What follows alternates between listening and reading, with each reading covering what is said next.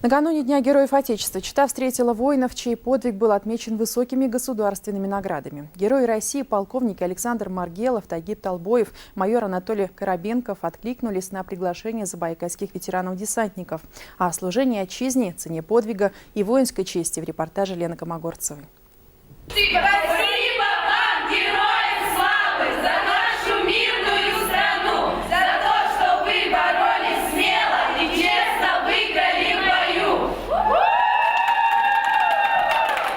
Горячий, хлебосольный, волонтерский прием стер первые впечатления гостей о неласковом морозном утре.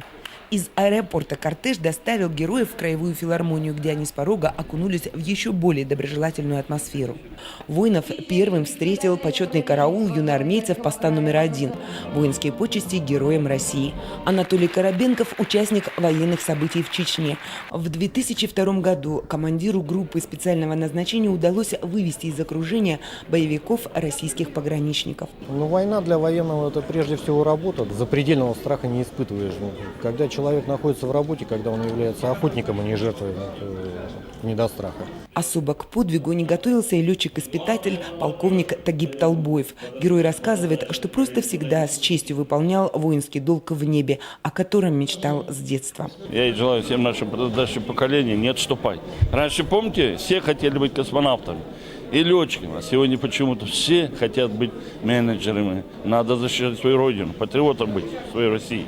Ветераны считают, патриотами не рождаются, ими становятся. Любить Россию учатся и на таких встречах поколений, где отцы и деды рассказывают о боевых победах, о чести и долге. Минутой молчания почтили на торжественном собрании земляков-забайкальцев, которые звание Героев России получили посмертно.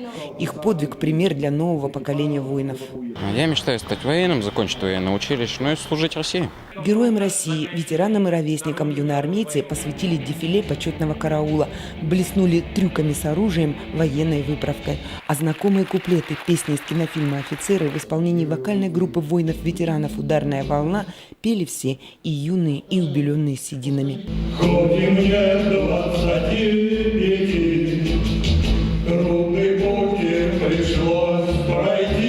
Елена Комогорцева, Фуат Насерли, Вести Чита.